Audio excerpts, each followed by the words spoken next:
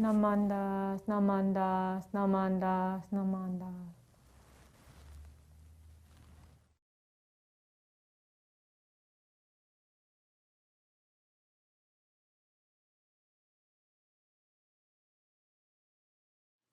Good morning. My name is Tara, and I would like to thank you for attending this morning's Dharma family service. We will begin this service with a moment of quiet sitting. Reverend Kuwahara will strike the bell, and we will sit for 1 or 2 minutes to quiet our minds and prepare to hear the Dharma. Then he will strike the bell again, and we will continue with the service.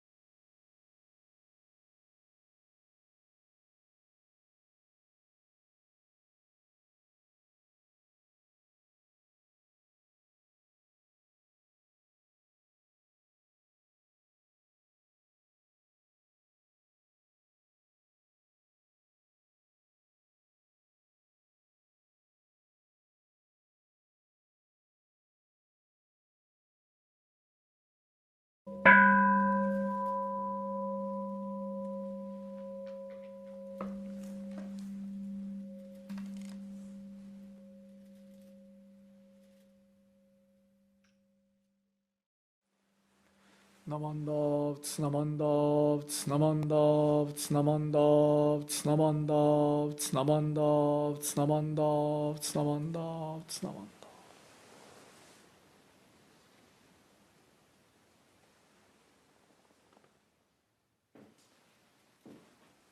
Reverend Kuwahara will lead us in the chanting of Shin, followed by the chanting of Juseige.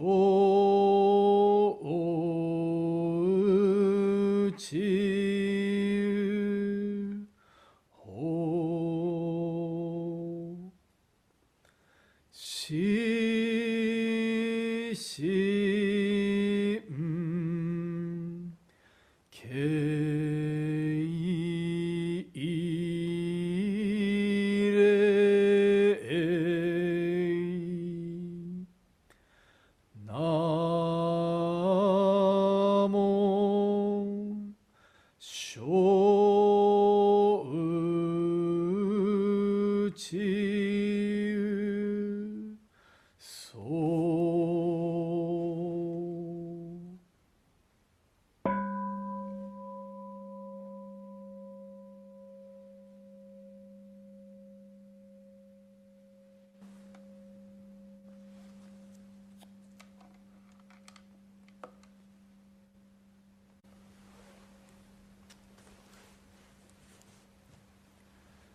ガゴン調整が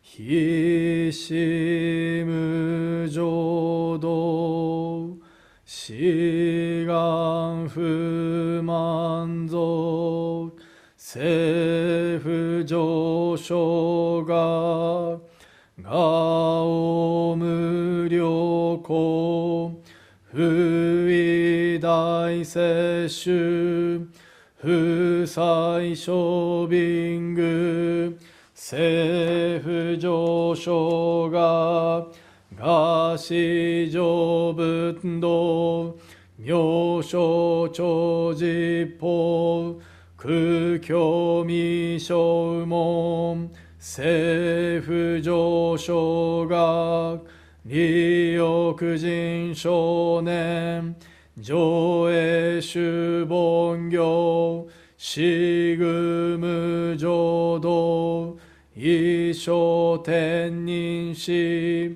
人力縁大行不生無才道少女三苦妙交際集約難回避知恵言滅死肛門案閉塞小膜道通達全宗門高僧上満足異様老実法日月修寿期天候音符言一種解放像公正功徳法上大集中説法四四苦供養一切仏具足修徳本元年心上満徳意三害を女仏無下知通達未不詳願学営利投資最小尊志願若国家大戦を感動国書天人東内妙慶ナマンダブナマンダブナマンダブナマンダブナマンダブナマンダブ観にしく読平等聖祭道本菩提心往生安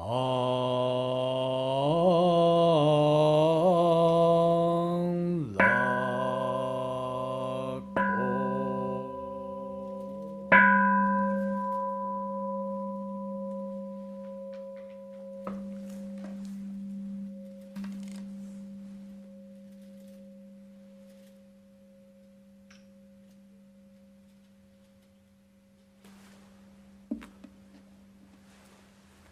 Namandavts, namandavts, namandavts, namandavts, namandavts, namandavts, namandavts, namandavts, namandavts.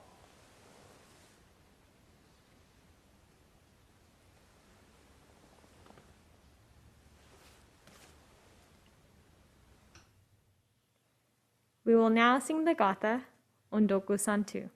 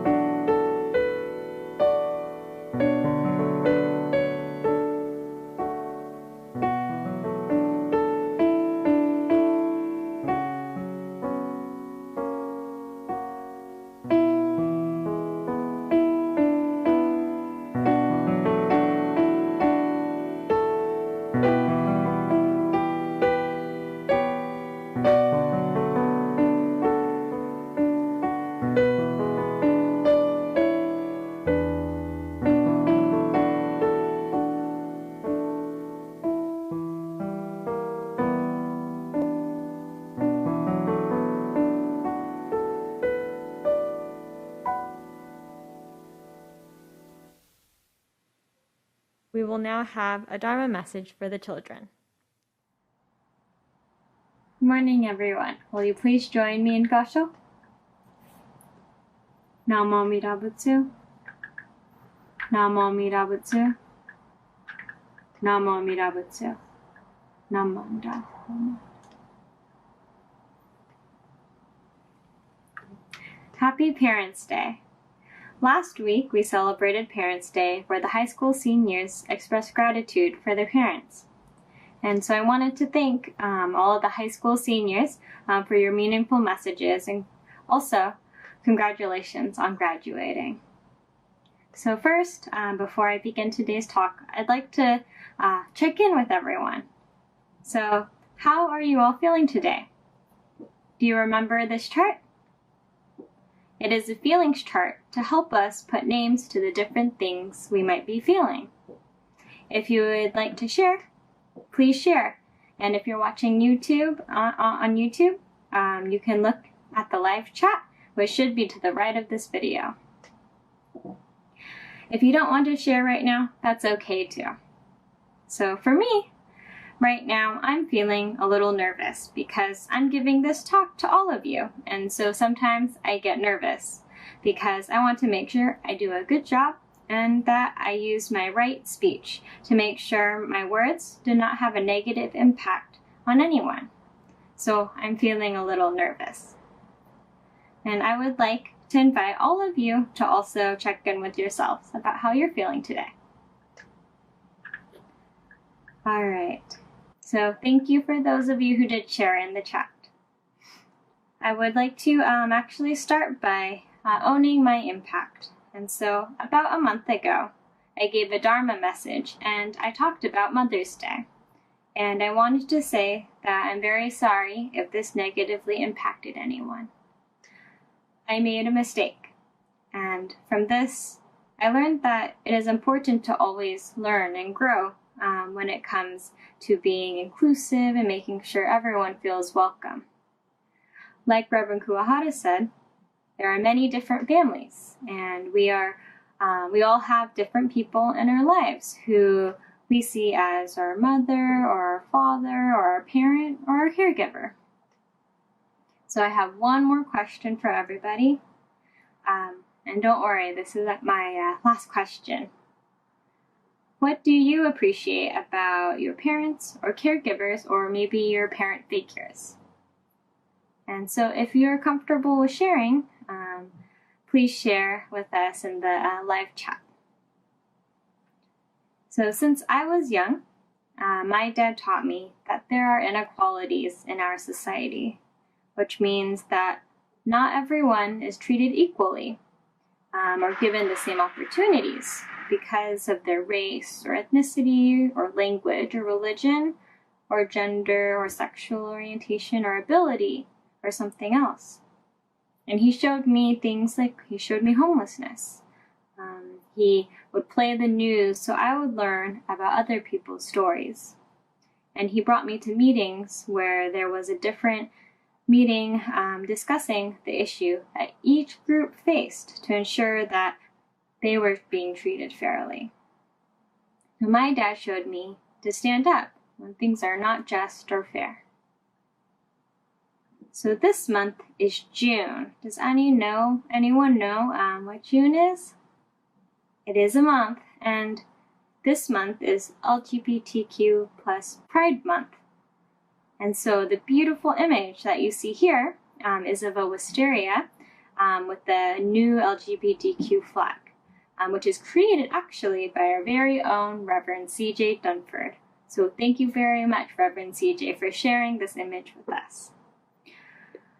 So I am always a learner when it comes to learning about how to be an ally and to support my LGBTQ plus friends and peers. So maybe today we can all learn together. So what does LGBTQ stand for? So the L stands for lesbian, G stands for gay, B stands for bisexual, T for transgender, and Q for queer. And you notice I put a plus there too, and this is because there are many different identities, such as maybe asexual or questioning or pansexual. And so we also have the plus there. Now, I'm not an expert on what all of these words mean, but I'd like to share a little bit what I have learned. So I have learned that, we can love boys or girls or people who don't identify as a boy or a girl. And it also means that some people might identify as a boy, but were born as a girl. And some people identify as a girl and were born as a boy. And some people don't identify really as a boy or a girl. And so the next word I wanted to look at was pride, because this is LGBTQ Pride Week, Pride Month. And so I went to Google and found this definition from the Oxford Dictionary. Pride is confidence and self-respect as expressed by members of a group, typically one that has been socially marginalized on the basis of their shared identity, culture, and experience. Last week, Charlene brought up something really important, and that's having compassion and love for others as well as ourselves. And so I would like to share a story with all of you where someone realizes that they aren't like everybody else, but they are accepted as they are. So this book is called Not Quite Narwhal. And here is the cover page. Not Quite Narwhal by Jessie Sima.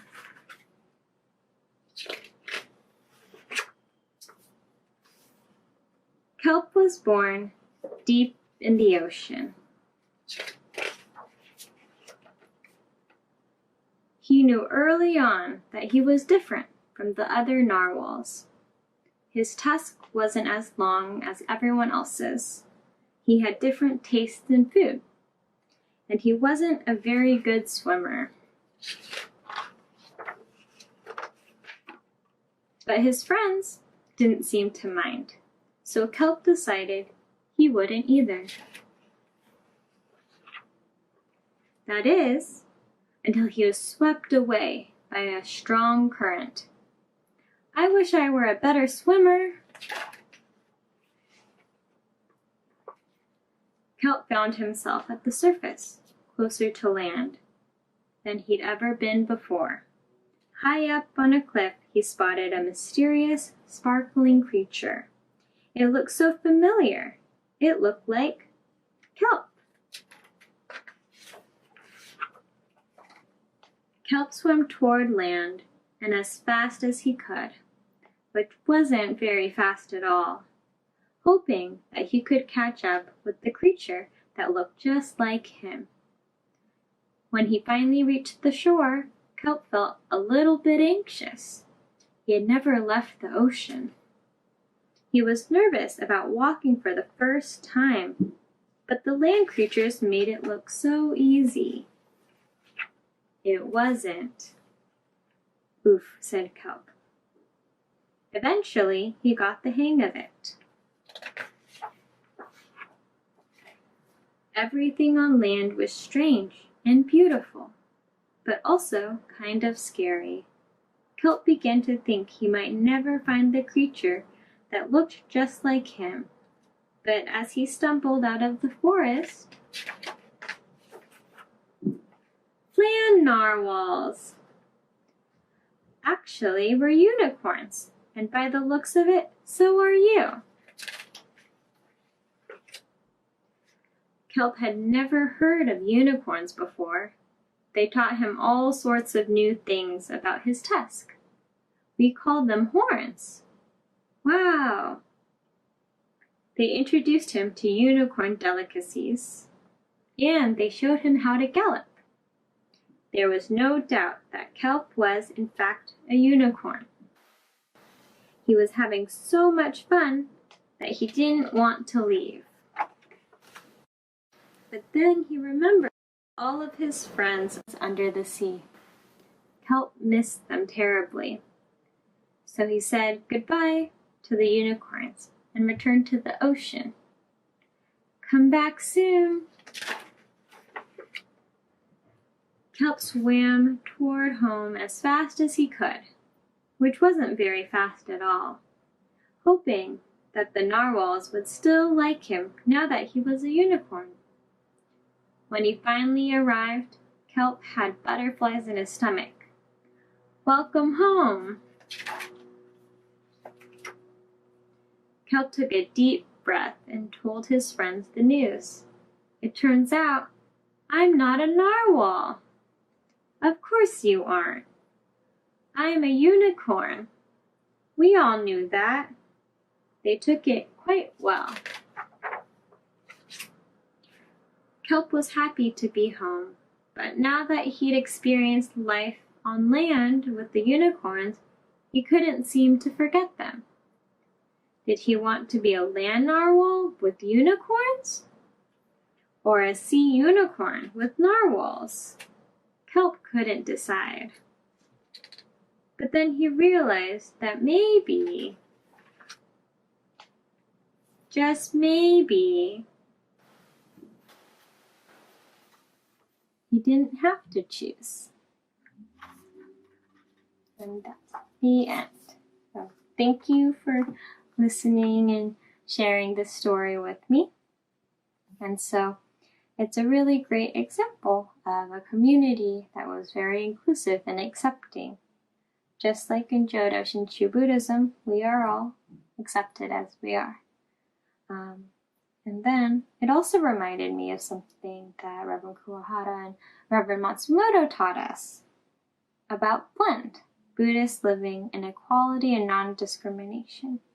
And so I hope that this is a community that we can be like too, inclusive of everybody. And so, will you all please join me in Gassho? Namo Midabutsu. Namo Midabutsu. Namo Midabutsu. Namo. Thank you, everybody. Please join us in reciting the Three Treasures One with the Dharma School students. Three Treasures One. Hard is it to be born a human life? Now we are living it. Difficult is it to hear the teachings of the Blessed One? Now we hear it. If we do not realize the truth in this life, when will it be realized? Let us reverently take refuge in the three treasures of the truth. I take refuge in the Buddha. May we absorb ourselves in the principle of the way to enlightenment and awaken ourselves in supreme will. I take refuge in the Dharma. May we be submerged in the depths of the doctrine and gain wisdom as deep as the ocean. I take refuge in the Sangha. May we live in harmony in the great assembly as the disciples of Buddha and be free from all hindrances, becoming units of true accord in the life of harmony and in a sphere of universal oneness, free from the bondage of selfishness. Even through myriad ages of kalpas, hard is it to hear such an excellent, profound, and wonderful doctrine. Now we are able to hear and receive it. Let us thoroughly understand the true meaning of Tathagata's teaching. Namai Dabutsu. Namai Dabutsu. Namai Dabutsu.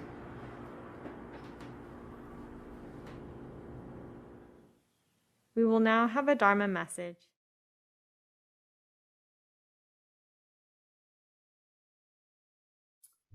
Good morning, everyone, at the Berkeley Buddhist Temple.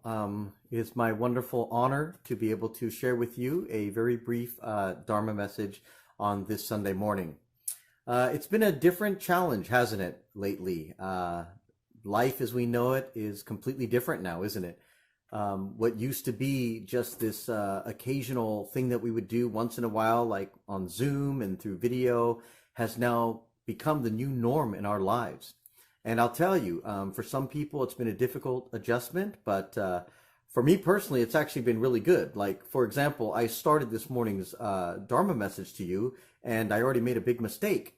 And all I had to do was push stop, and I started over again. And nobody ever knew, except for the fact that I just told you all right now. But anyway, I hope you are all staying safe and healthy during this time. And I know we are in very unprecedented times right now. Normally at this time of year, it's the beginning of summer, right? And beginning of summer for many students, especially if you're in high school, usually marks a very joyous time when we get out of school and we get to look forward to having a great time over the next few months in the summer, enjoying wonderful activities and time with friends and all these wonderful things. But these are not normal times. Instead of the freedom and the joy, we feel very heavy burdens, don't we? The burdens of being sheltered in place for so many months now. 3 months now already, huh? It's been 3 months, very hard to believe. And if that wasn't enough, currently we are witnessing and even being a part of this huge fight for equality in our country. These huge issues are all coming together all at once and impacting all of us at the very same time. It can be overwhelming at times. It can be very difficult to try to deal with and handle.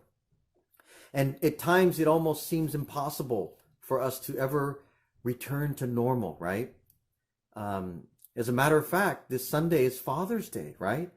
I totally forgot it was Father's Day. I actually didn't even realize it was Father's Day until Reverend Kuwahara Sensei asked me to speak on this day, and I just looked at the calendar, and only then did I realize it's Father's Day. It's so hard to lose track of the days, isn't it? Each day blends into the next, and it's hard to keep track if you don't have somewhere to go and like your normal habits in place. It's really difficult to keep track of the days. So again, I looked and I said, wow, it's actually Father's Day this Sunday. And although we, our family, will not be able to freely share and enjoy the times as we normally would with our loved ones, and it's because my parents are a little bit older and they are actually in the category that is considered higher risk. So in the best interests of their health and their safety, we felt it was best to, not have contact with them. Sometimes I'll make sushi rolls at home. Some of you may know I used to own a restaurant, so I'll make fancy sushi rolls at home, but I'll just drop them off with my mask and deliver them, to the front door and just wave goodbye and leave. But we do, still Zoom and we Skype each other actually, and I try to check on them on the phone. So we still have a lot of contact in that way. But despite the fact that we will be unable to celebrate in our normal fashion with all of our family together and do all the normal things, despite that, I do want them to know that I still do expect a Father's Day gift, okay? You don't have to change that part of it. So anyway, okay. So instead of a normal Father's Day message this Sunday morning that I would normally deliver on a regular Sunday, I would like to ask you if it would be okay to share a little story with you. I just wanted to share a little story with you about something that happened to me. And this was several years ago. This is probably about 4 years ago, back in 2016. This happened to me. I won the lottery. Oh, yeah. Hard to believe. What am I doing here if I won the lottery, right? Well, I didn't win the grand prize, okay? But I did win a whopping $9. And since $9 wasn't quite enough money to quit my job and retire, I decided to cash it in and treat myself to a turkey sandwich, right? So, you go to the local grocery store because they have that little customer service section. And, I lined up in that customer service line, and I just happened to end up behind another man, and I saw his Super Lotto ticket in his hand too, right? So I just kind of started to engage him in conversation, right? So I said, "Hey, so you won the big one, didn't I?" With a little chuckle, right? And he turned around and he smiled back, and we kind of started talking, right? And we started talking about, how winning a bunch of money doesn't guarantee you happiness. And, we both agreed. We kept talking, and we said, hey, if you're not happy now with where you are in your life, if you're not satisfied with who and what you are and what you have, winning a big pile of money isn't going to change the essence of that happiness, despite the fact that you think it will, despite the fact that you think, if only I had this, then I would be happy. If only I had more money, I would be able to do this and that, right? Of course you dream of those things when those are things that you don't have. And we also we kept conversing. We said, people just need to learn how to live within their own means a little bit better, have a little more savings, not overextend themselves, right? Not buy things they can't afford or live in a house they can't afford. And we had no idea that 4 short years later, we would be in this situation today. We had no idea how relevant that conversation was and how right we were. But overall, it was kind of cool. While we're waiting in line, we just kept talking, man. We just kept talking about life and just everything, kind of meaning of life. And it was just this wonderful conversation just in a little grocery store line, completely unexpected. And it was such a meaningful and heartfelt conversation with a, complete random stranger. And I watched him after he collected his $19 in winnings. We said goodbye to each other, and I watched him, walk back over to the door to the grocery store. And, I saw him, I think there was a lotto machine, how the machines are always kind of by the door. So I saw him stop off there, right? So, I cashed in my ticket and got my $9, and I started heading out the door as well.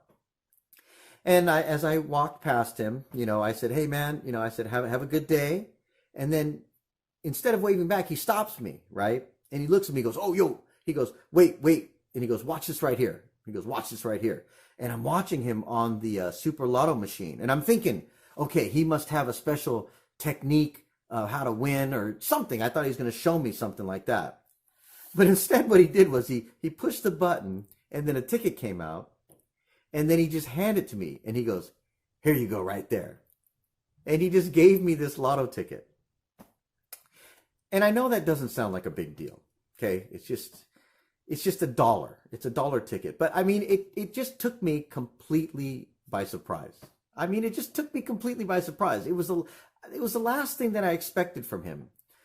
It was such a kind and unexpected gesture. It was just such a kind gesture. And I said, no, trying to be Nihonjin, right? "Oh, no. I cannot accept that. I cannot accept." But he kept insisting, and he just wished me luck, And I remember taking it, and I promised him, I said, "Hey, if I hit this big, I'm going to come find you, and we're going to split this money, And he just looked at me and said, "Hey, don't worry about it. Don't worry about it."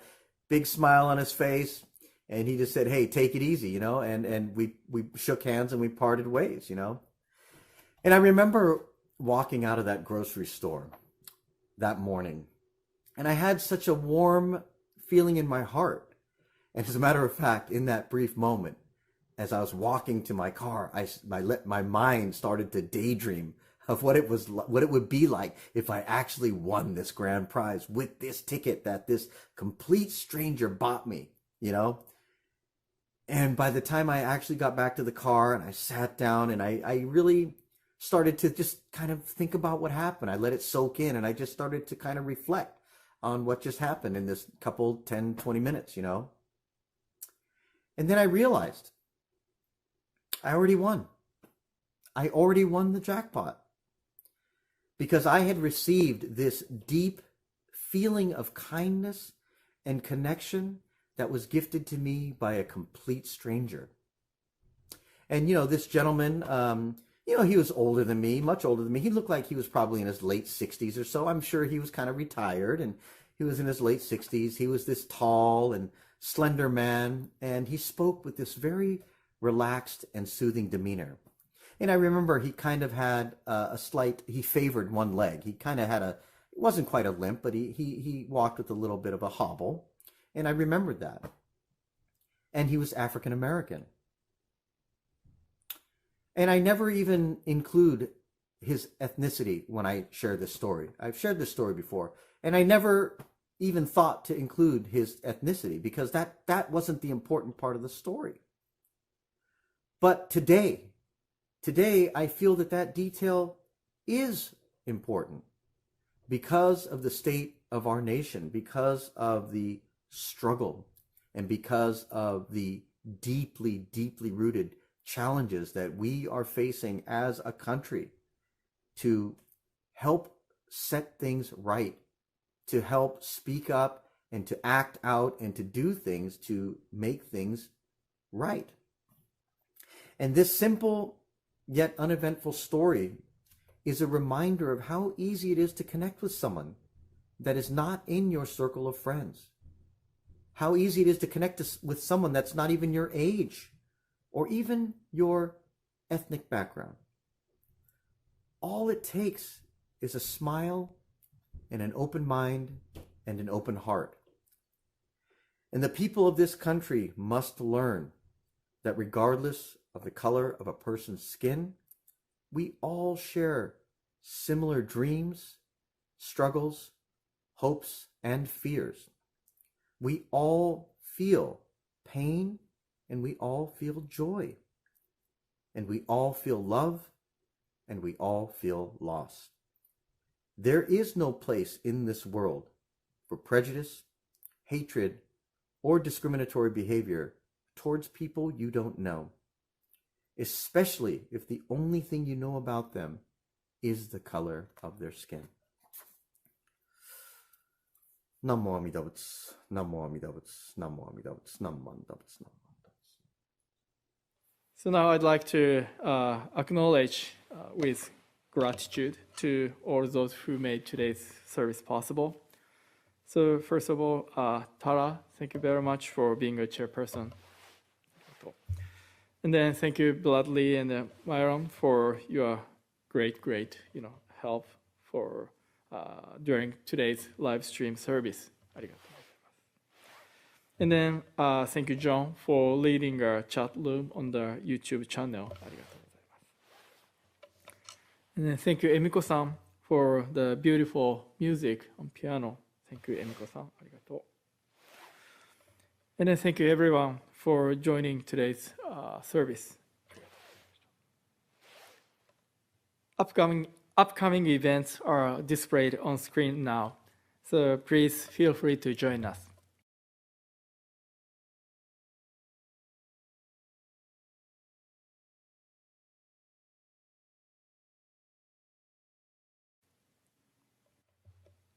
So again, thank you very much for attending today's service.